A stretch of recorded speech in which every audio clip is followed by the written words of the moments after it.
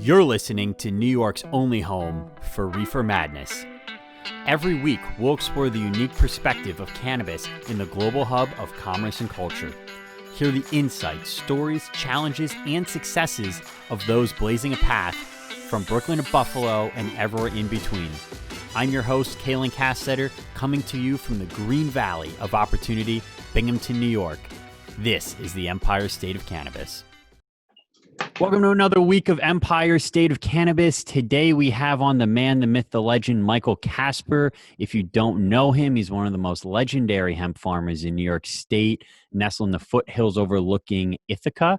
Has a beautiful property called Casper's Farm and Villa. Also has a CBD product line. Michael, thanks so much for coming on the show. Kalen, how are you? Oh, I'm doing all right. Just enjoying the summer weather. So we've had a couple hemp farmers on the show already. We had Dan Dolgen, he was the first grain farmer in New York State, and we had Dylan Barber on. But you're specifically a CBD hemp farmer. That's what you do. So thanks so much for coming. And we're gonna talk a little about your story, about what's next for you, about your thoughts on the industry.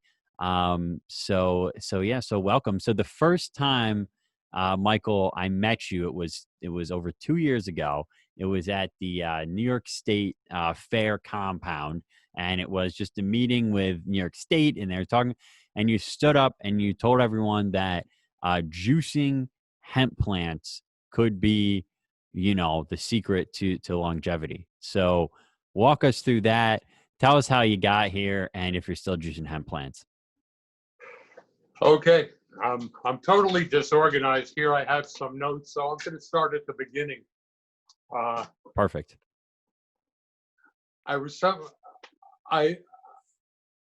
on this farm now over 4 years, and I became part of the Cornell Cooperative Extension. And in November of 17, I saw a blurb on my computer about hemp licenses and Cornell's involvement, and I opened up that email, and I think there was a week left to get your hemp license. And I'm scratching my head, and hemp license, and I looked into it a little more. I downloaded the license in November. I sent it in, and December I received my hemp license. Huh. And I did not have a clue where to begin. And Cornell Cooperative Extension, I think the following week, or maybe 2 weeks later in January, there was a meeting somewhere, maybe in Morrisville, or I forget where, but I went to the first meeting. And I met a few of the people there. And this was really the second year that New York State was growing. And I think there was only one or two other farms the first year, and I remember they had to have an armed guard to deliver the seeds, and so there it was, January 2018, and the first thing I did was I went out and bought every marijuana growing book that Barnes and Noble had. And in the course of 4 days, I must have read a dozen books. In the early days of January 18, when New York State was, are we going to grow for fiber? And somebody said, no, you want to go for CBD. I never heard the word CBD before. And I started looking into it. And, lo and behold, CBD is a compound found in the cannabis plant that is quite a medicinal compound. And that's when I started focusing on the CBD. And very few people know that I'm a formally trained herbalist. I have a PhD in medicine that I received in 1974, and I studied Asian medicine And in 1974, and we're going back 46 years ago, the Chinese have been using hemp or cannabis for 4,000 or 5,000 years. You know, which you know, and when I was studying medicine in Hong Kong in '74, the University of Hong Kong, I saw the cannabis there, and I didn't think twice of what it could be used for. They even had the cannabis seeds in there, which they used medicinally. So let's go back at how I started farming. So were you growing? I started on CBD. Now I had to find the seeds. But were you growing before you planted hemp? Like you said, you were there for 4 years. Were you growing anything else on the farm? I was when I first started growing microgreens. I happen to be a vegan, and I've been growing microgreens for at least 10 years prior. So I started a microgreen business here on the farm, and it started to take off until Wegmans and Whole Foods started making their own microgreens, and I was wiped out. Gotcha. And I was wiped out in 2017 with the microgreens. I was already in corn, and I looked into this hemp. I got the dairy farmer from across the street. He had a friend that knew some stuff. The three of us got together, and I went out on my quest to find the best seeds. My quest to find the best seeds was quite an odyssey. First, it took me to Canada, where you know, I just grabbed anything that I could get, because here it is January, and I had to get this stuff in germination in May. So I was buying seeds with DEA permits out of Canada. I was on the phone with some old friends that were into cannabis in Oregon, and I started asking questions. And the son of an old friend of mine, and I'll be 70 in December, and this young man, my friend's son, is a little bit over 40, and he owns 2 dispensaries.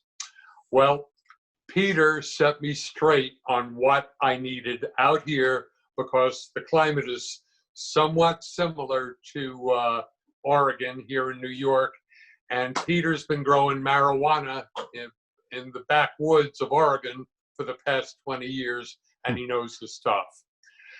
And he told me everything that I needed to do. It was plastic mulch, double drip line, not single drip line, and the seeds. He had some special sauce which was circulating out there, but they were F2s, which I grabbed 1,000 from him.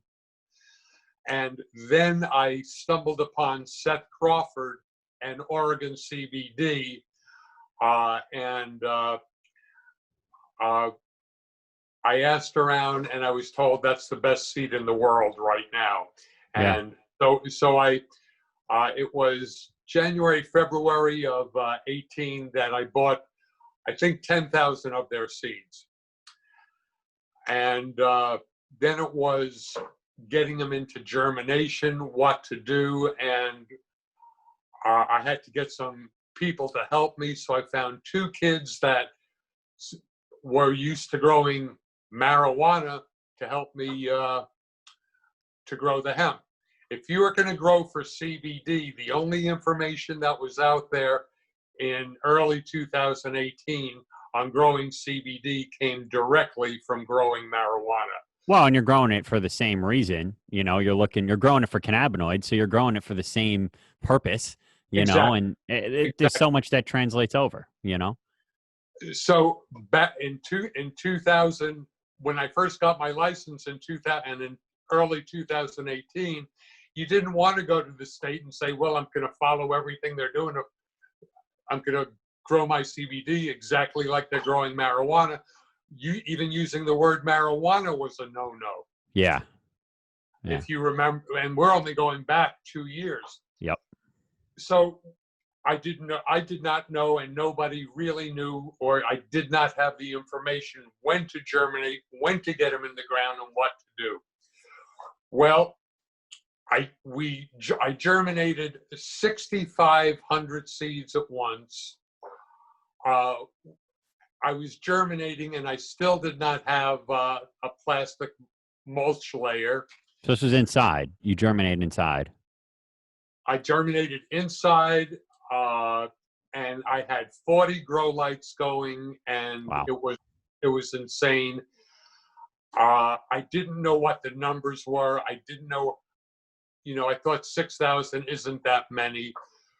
Well, to make a long story short, 6,000 was a lot. At the end, it yielded us over 8,000 pounds. Wow. But let me tell you what happened, our mistakes, and what I learned. So maybe I could give a tip or two to some people out there, because as we talk, I am getting emails, phone calls from new farmers, believe it today, that don't know what they're doing, don't have a clue. Absolutely. And so we got the mulch layer, we got the water wheel, we got the drip lines, everything. We got the mulch laid and everything, and some of our plants were getting too big. Well, we got the plants on the water wheel, and as soon as we got out there, the water wheel did not punch a big enough hole to get the plant in properly. So we got them in anyway, and we had about 4,000 plants. Half of them were out of the hole. That was a nightmare, and that was the middle of June of 18. Thank God that our dairy farmer called up a bunch of his friends, relatives. We must have got 30, 40 people out here to start digging. And then he brought in one of his friends, George Sheldrake, Early Bird Farms, and this guy knew some of his stuff. Yeah. And the trick was this. The first trick that I learned was, to hell with a water wheel, you dig your hole with an auger. This was one of the best tricks that I learned. You auger the hole, hand plant it, right? I take that auger, I put it on the end of a drill, and we drilled each hole a good 1.5 feet deep, backfilled it, and put the plant in. That's 6,000 holes. This way, the roots have one direction to go, and that's down in the ground. Yeah. And on my land here, if you dig down 1.5 feet, you got nice, moist soil. And I would say that this was the best trick that I learned. Every plant in my field, including your plants that I put in, were put in hand planted. So you hand plant them. How much labor does it take to hand plant 6,000 plants? A lot. Yeah. It is labor intensive. You know that. Yeah. Every step is labor intensive. However, there's got to be something about this hole I'm drilling, because you've seen my plants. Yeah. And I've also seen plants here that I did not drill the hole, and they're not as vibrant, and they're not as big. Yeah, no, it makes sense. You're giving those plants more, loose tillith to establish, and those roots to establish. So you grew less last year than you did year one, right? Year one, I had 6,500 plants, all Oregon CBDs. I had some of that Colorado cherry. I had some other garbage that I tried that, that didn't work. The best seed that I have found, period, is Oregon CBDs. Their Suver Haze, their Sour Space Candy, Lifter Electra, the Hawaiian. So the first year, 6,500 plants, and it was a nightmare. we really got them in 2 different plantings. And it was mid-September that we did the first harvest, which we took about half the field out. 35, we harvested 3,500 plants and hung them here. Then it started to rain. If you remember, the late September to early October of 2018, in our area, it rained every day for 2 weeks. Yeah, there was 9 inches of rain dropped in 2 days over, I think, Seneca Lake. So. Okay, so in any case, we got half the field up and hanging, and then we had the other field, and we thought we could get by with another 2 weeks to get the stuff that was drying down and the second load up. But it was raining, and within 3 or 4 days, we started getting mold, a lot of mold. And so I didn't know what to do. And somebody had an idea. Let me see if I can't call the Amish in. Well, I really lucked out because I got 30 Amish over here that had a tobacco dryer. And I had to pay $21,000 to have 30 Amish come here, harvest the field, put it in their trucks, truck it to the tobacco dryer, dry it for 2 days, and had it all back here super sacked. And that Nice. was and the quality that you got back, it was good quality, right? You got some high percentages on that. What happened was they put the wet plant in a tobacco dryer, fired it up for 48 hours. The hot air melted all the terpenes within all the biomass. Yeah. And I believe that was sold the second year. That didn't go to you.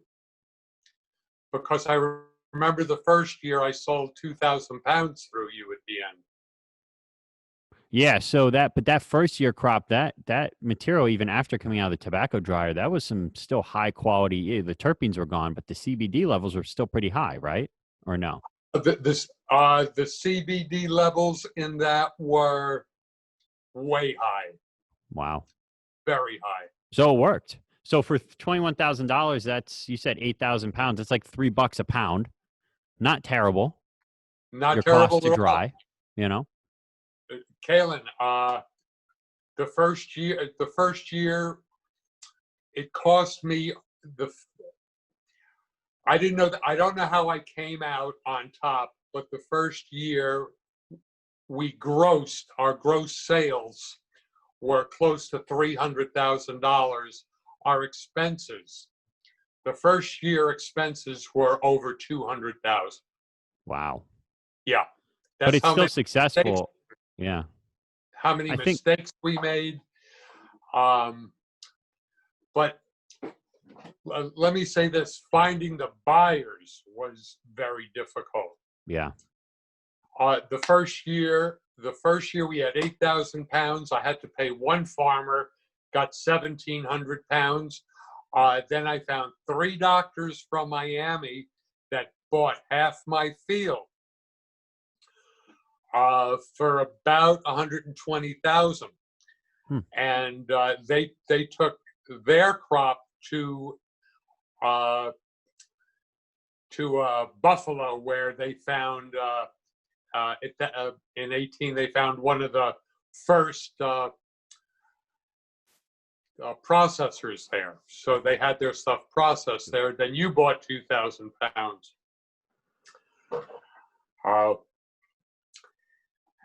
So I think the first year we came out and we were in the black by maybe $20,000-$30,000, which was not a bad year.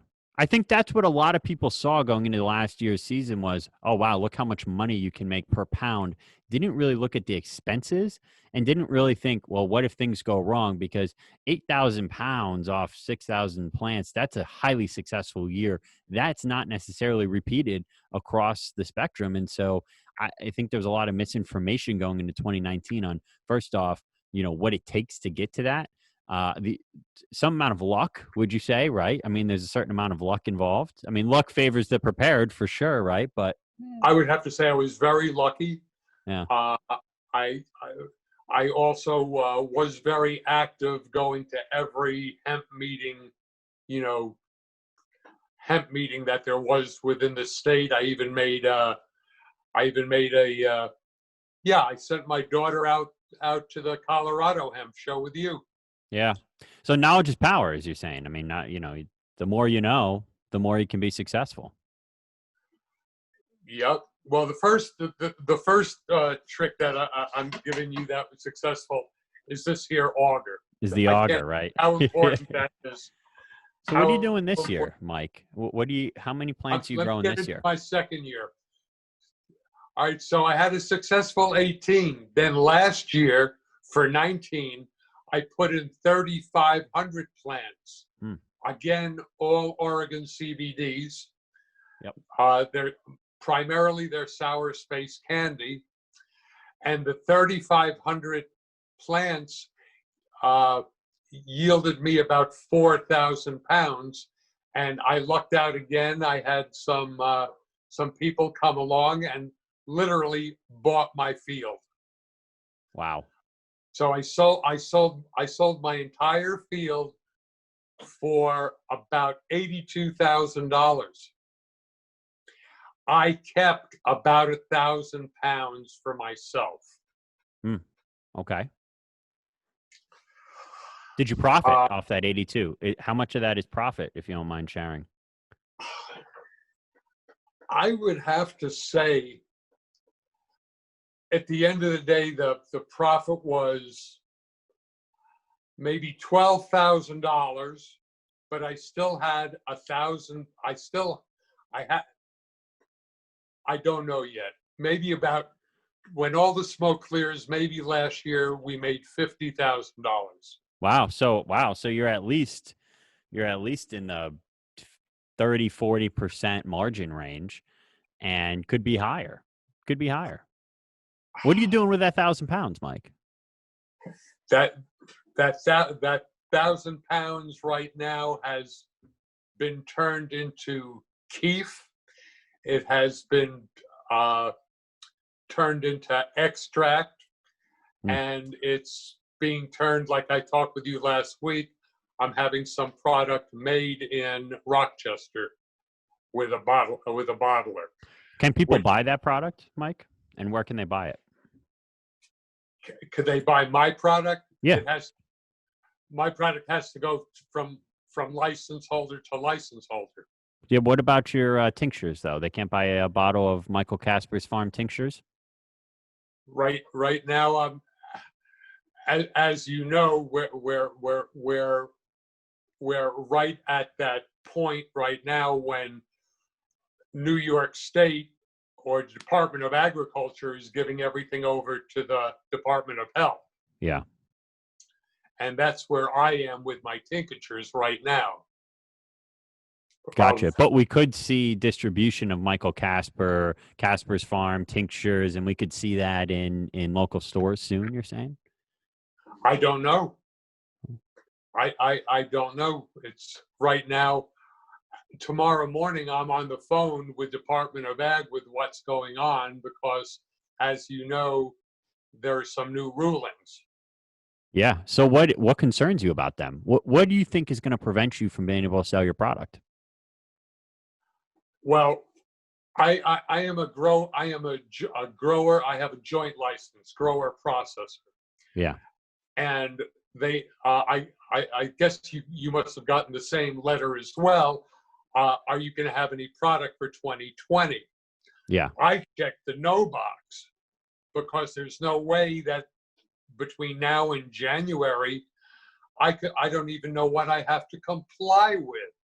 Yeah. I don't know For what the compliance. processing. I mean, I have my product. It's not for sale yet until the state authorizes it. Well, your product seems compliant to me, Casper. I mean, so, your product itself, anyone can sell a CBD bottle product, right? I mean, you see them at the farmers markets, you see them, et cetera.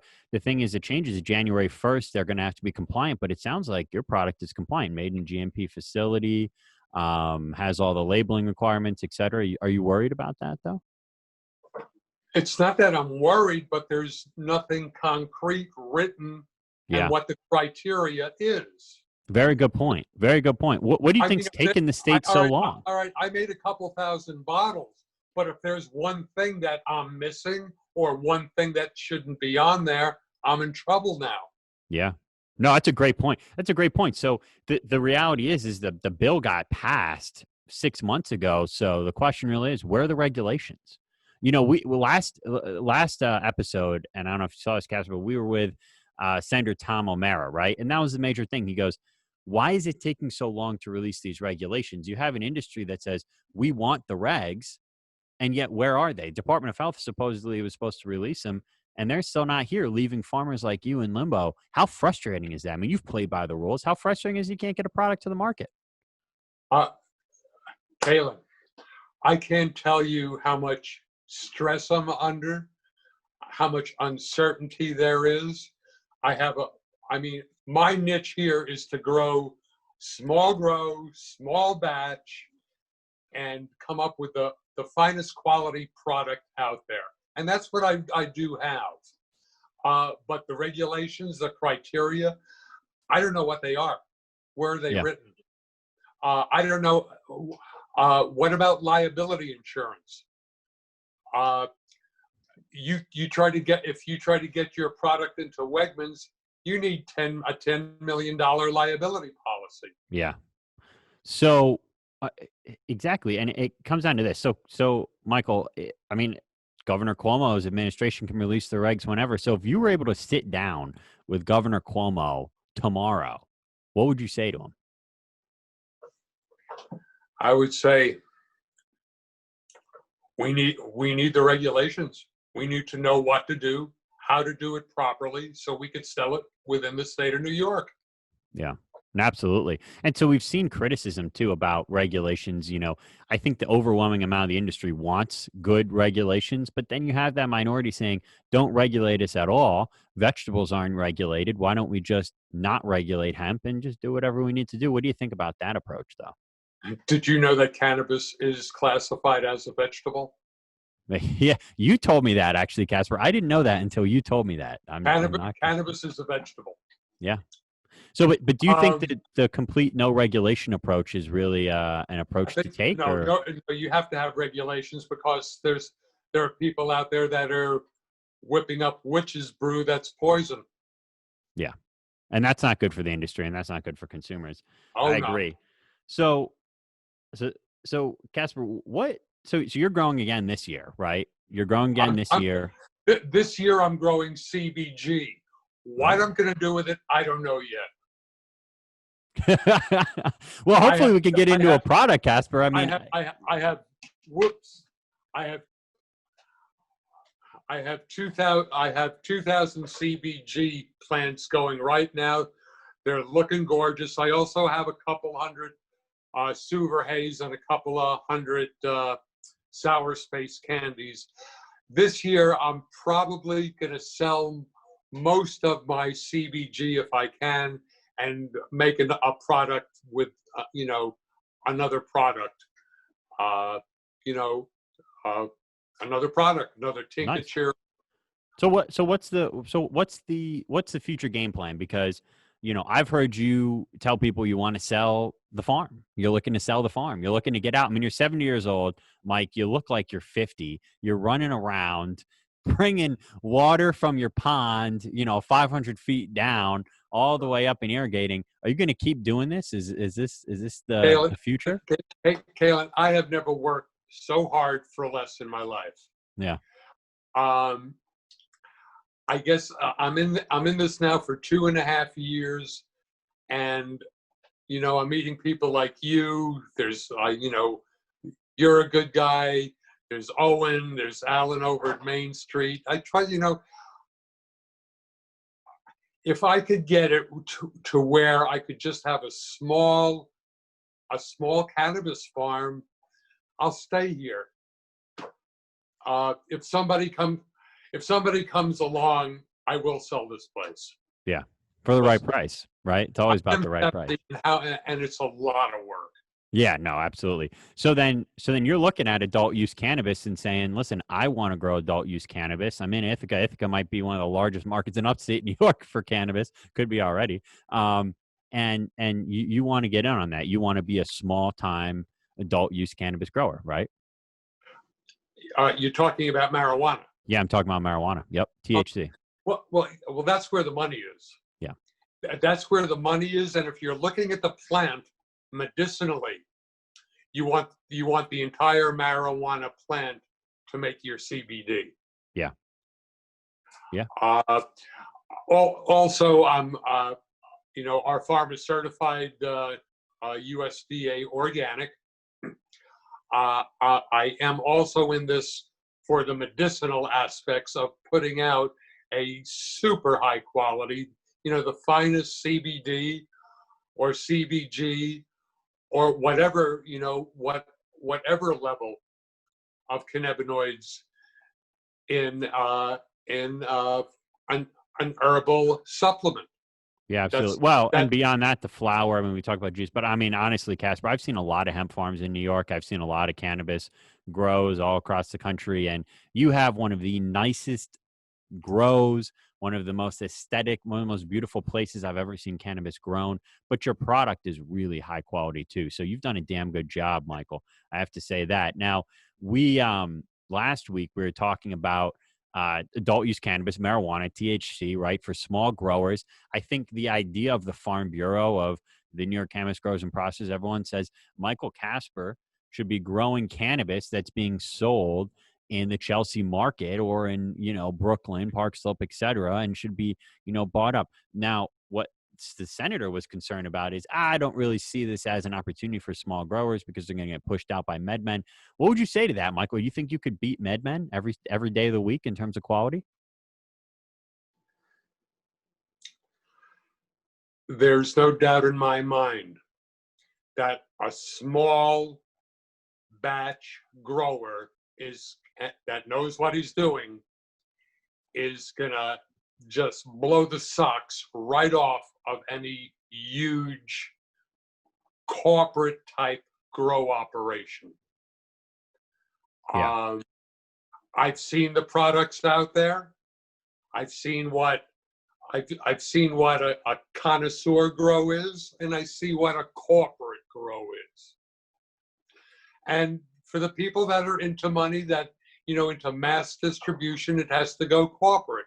But if you want super quality, well, you have to go to something smaller. It's just like you could buy a bottle of scotch, that's $10, or you could buy a bottle of scotch that's $600. Yeah. And there's a reason there.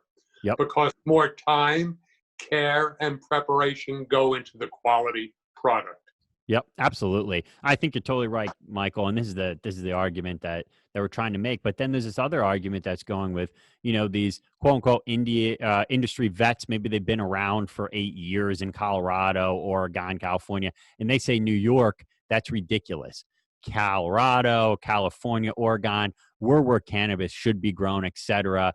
You are a quintessential New Yorker, Mike, right? You come from the city.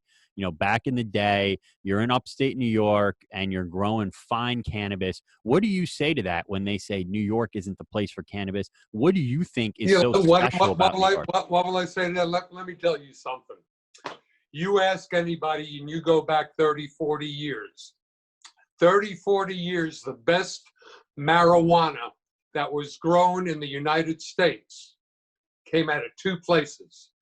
The first place, it's Humboldt County, right? Yep. Do you know the second best strain was called Tompkins County? Was Tompkins County. I think Beautiful. It was Tompkins County Kind Bud. Right there where you are, right in Ithaca, right? Right here at Cornell, they were growing the second best weed in America. We're going back a ways, back into the early 70s. Yeah. Well, there's no reason why we can't come back to it. So beyond getting these regs out for hemp, we need adult use cannabis in New York. We can't wait another year. We've got entrepreneurs like Michael Casper. We've got the second greatest place to grow cannabis in the United States. Maybe eventually the first. We'll see. We've got wildfires up there in California. We have no wildfires in New York. So, you know, maybe New York is just the perfect place, and culminate that with what you know. I mean, how special is Manhattan? How special is New York City in your mind in terms of a place where consumers are going to be reaching for the top quality of cannabis? Are you kidding me? We both know that the biggest consumer of marijuana in the world is New York City. Yep. Is it the highest end consumers in the world too? Maybe. I mean, they're the highest end consumers of everything else in the world. Well, let me say this: I've heard that the most expensive marijuana that you could buy is in Brooklyn, and it's $5,000 a pound. And there's one guy that grows it. I don't know who it is. I heard it from reliable sources. We're gonna have to on the next episode we're gonna have to figure out where that is and get our hands on some of that. But Mike, however, but that's indoor grown. Yeah. Remember, indoor grown. Yeah. I want to grow my stuff in Mother Nature. Absolutely. And I think a lot of consumers are going to want that. Well, Mike, listen, this has been a really fun episode. It's always great to see you. I can't wait to get up to your farm. 70. I can't believe you're almost turning 70. Like I said, you're running around like you're 50 years old. You know, it's fun. This is really fun. So thanks so much for coming on the show. Is there anything you want to tell people? How do they support you? Like I said, if they want to buy your CBD bottle, how do they get on that wait list? If just email me. All you have to do is Google Casper's Farm, and you can find my phone number. Beautiful. All right. Well, you know, I hope everyone jumps on that and gets a special bottle right from Ithaca. Thanks so much for tuning in today. Subscribe, like, comment, share. We want to hear your thoughts and let us know if you have any ideas for upcoming episodes. Once a week, Empire State of Cannabis. This is the home for cannabis in New York. Thank you so much, Michael Casper. It was a great show. Thank you, Kalen. See you soon. All right.